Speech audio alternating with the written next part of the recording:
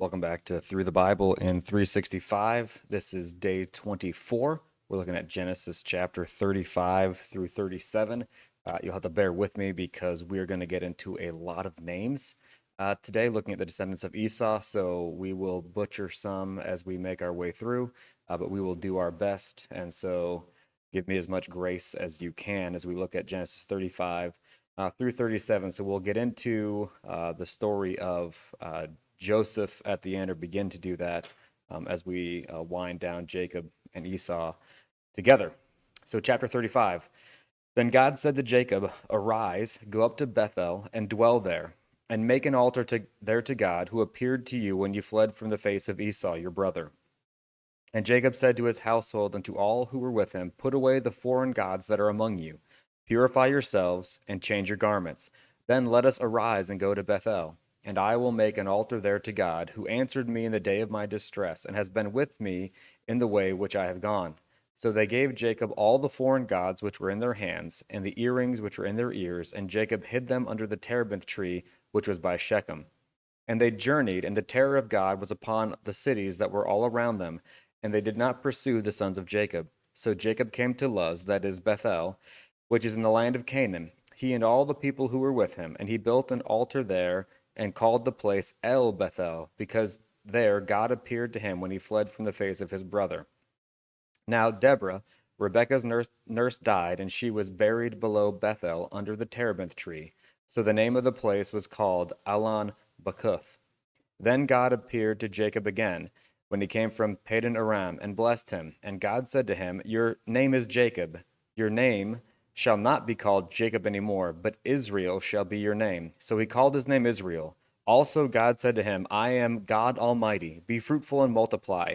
A nation and a company of nations shall proceed from you, and kings shall come from your body. The land which I gave Abraham and Isaac I give to you, and to your descendants after you I give this land." Then God went up from him in the place where he talked with him. So Jacob set up a pillar in the place where he talked with him, a pillar of stone, and he poured a drink offering on it and poured oil on it. And Jacob called the name of the place where God spoke with him Bethel. Then they journeyed from Bethel, and when there was but a little distance to go to Ephrath, Rachel labored in childbirth, and she had hard labor. Now it came to pass, when she was in hard labor, that the midwife said to her, "Do not fear, you will have this son also." And so it was, as her soul was departing, for she died, that she called his name Ben-Oni. But his father called him Benjamin. So Rachel died and was buried on the way to Ephrath, that is Bethlehem. And Jacob set a pillar on her grave, which is the pillar of Rachel's grave to this day. Then Israel journeyed and pitched his tent beyond the tower of Eder. And it happened, when Israel dwelt in the land, that Reuben went and lay with Bilhah, his father's concubine, and Israel heard about it. Now the sons of Jacob were 12. The sons of Leah were Reuben, Jacob's firstborn, and Simeon, Levi, Judah, Issachar, and Zebulun. The sons of Rachel were Joseph and Benjamin. The sons of Bilhah, Rachel's maidservants, were Dan, Naphtali, and the sons of Zilpah, Leah's maidservants, were Gad and Asher. These were the sons of Jacob who were born to him in Padan Aram. Then Jacob came to his father Isaac at Mamre, or Kirjath Arba, where Abraham and Isaac had dwelt. Now the days of Isaac were 180 years. So Isaac breathed his last and died, and was gathered to his people, being old and full of days. And his sons Esau and Jacob buried him. Chapter 36. Now this is the genealogy of Esau, who is Edom. Esau took his wives from the daughters of Canaan: Adah, the daughter of Elon the Hittite; Aholibamah, the daughter of Anah, the daughter of Zibeon the Hivite; and Basemath, Ishmael's daughter, sister of Nebajoth. Now Adah bore Eliphaz to Esau, and Basemath bore Reuel, and Aholibamah bore Jeush, Jalam, and Korah.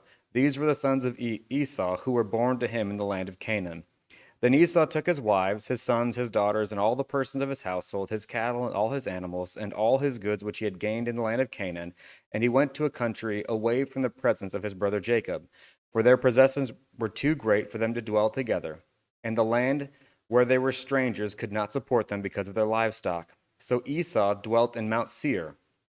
Esau is Edom. And this is the genealogy of Esau, the father of the Edomites, in Mount Seir. These were the names of Esau's sons: Eliphaz, the son of Ada, the wife of Esau, and Reuel, the son of Basemath, the wife of Esau. The sons of Eliphaz were Teman, Omar, Zepho, Gatab, and Kenaz. The sons of Timnah. Now Timnah was the concubine of Eliphaz, Esau's son, and she bore Amalek to Eliphaz. These were the sons of Adah, Esau's wives.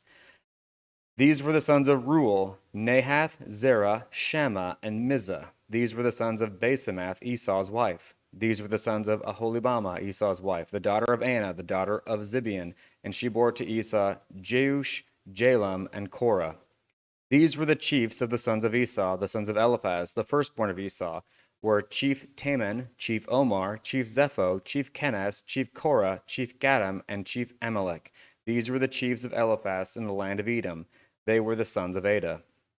These were the sons of Reuel, Esau's sons: Chief Nahath, Chief Zerah, Chief Samah, Chief Mizah. These were the chiefs of Reuel in the land of Edom. These were the sons of Basemath, Esau's wife. And these were the sons of Aholibamah, Esau's wife: Chief Jeush, Chief Jalam, Chief Korah. These were the chiefs who descended from Aholibamah, Esau's wife, the daughter of Anna. These were the sons of Esau, who is Edom, and these were their chiefs. These were the sons of Seir, the Horite, who inhabited the land: Lotan, Shobal, Zibeon, Anah, Dishon, Ezer, Dishan. These were the chiefs of the Horites, the sons of Seir in the land of Eden. And the sons of Lotan were Hori, Hemam. Lotan's sister was Timnah. These were the sons of Shobal: Alvan, Manahath, Ebal, Shepho, and Onam. These were the sons of Zibeon, both Ajah and Anah. This was the Anah who found the water in the wilderness as he pastured the donkeys of his father Zibeon. These were the children of Anah: Dishon, Aholibamah, the daughter of Anah. These were the sons of Dishon: Hemdah, Eshban, Ithran, and Chiran. These were the sons of Ezer: Bilhah, Zavan, and Achan. These were the sons of Dishon: Uz, and Aaron. These were the chiefs of the Horites: Chief Lotan, Chief Shobal, Chief Zibeon, Chief Anah, Chief Dishon, Chief Ezer, and Chief Dishan. These were the chiefs of the Horites according to their chiefs in the land of Seir. Now there were kings who reigned in the land of Edom before any king reigned over the children of Israel. Bela, the son of Beor, reigned in Edom, and the name of his city was Dinhabah. And when Bela died, Jobab, the son of Zerah of Bozrah, reigned in his place. And when Jobab died, Husham of the land of the Temanites reigned in his place. And when Husham died, Hadad, the son of Bedad, who attacked Midian in the field of Moab, reigned in his place. And the name of his city was Avith. When Hadad died, Samlah of Masrekah reigned in his place. And when Samlah died, Saul of Rehoboth by the river reigned in his place. When Saul died, Baal-Hanah, the son of Achbor, reigned in his place. And when Baal-Hanah, the son of Achbor, died, Hadar reigned in his place. And the name of his city was Pau. His wife's name was Mehetabel, the daughter of Matred, the daughter of Mezahab. And these were the names of the chiefs of Esau, according to their families and their places, by their names: Chief Timnah, Chief Alva, Chief Jetheth, Chief Aholibamah, Chief Elah, Chief Penon, Chief Kenaz, Chief Teman, Chief Mibzar, Chief Magdiel, Chief Iram. These were the chiefs of Edom, according to their dwelling places in the land of their possessions. Esau was the father of the Edomites. Chapter 37. Now Jacob dwelt in the land where his father was a stranger in the land of Canaan. This is the history of Jacob. Joseph, being 17 years old, was feeding the flock with his brothers. And the lad was with the sons of Bilhah and the sons of Zilpah, his father's wives, and Joseph brought a bad report of them to his father. Now Israel loved Joseph more than all his children, because he was the son of his old age. Also he made him a tunic of many colors. But when his brothers saw that their father loved him more than all his brothers, they hated him, and could not speak peaceably to him. Now Joseph had a dream, and he told it to his brothers, and they hated him even more. So he said to them, "Please hear this dream which I have dreamed. There we were, binding sheaves in the field, and behold, my sheaf arose and also stood upright. And indeed your sheaves stood all around and bowed down to my sheaf."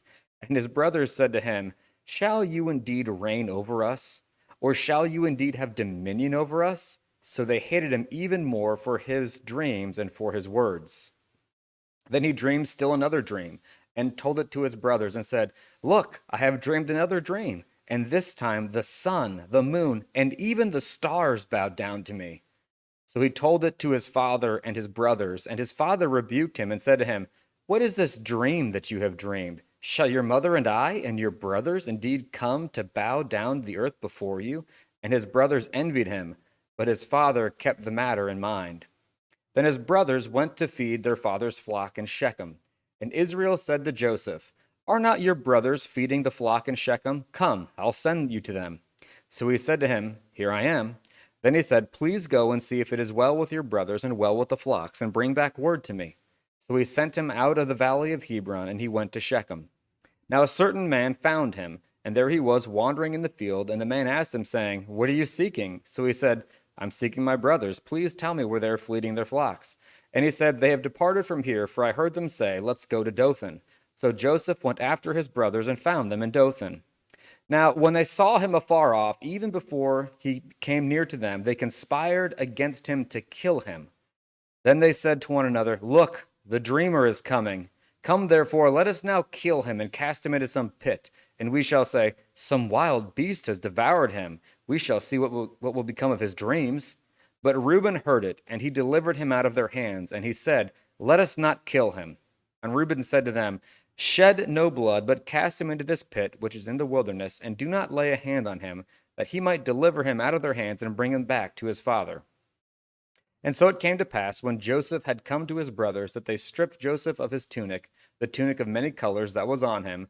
Then they took him and cast him into a pit, and the pit was empty. There was no water in it. And they sat down to eat a meal. Then they lifted up their eyes and looked, and there was a company of Ishmaelites coming from Gilead with their camels, bearing spices, balm, and myrrh, on their way to carry them down to Egypt. So Judah said to his brothers, What profit is there if we kill our brother and conceal his blood? Come, let us sell him to the Ishmaelites, and let not our hand be upon him, for he is our brother and our flesh. And his brothers listened.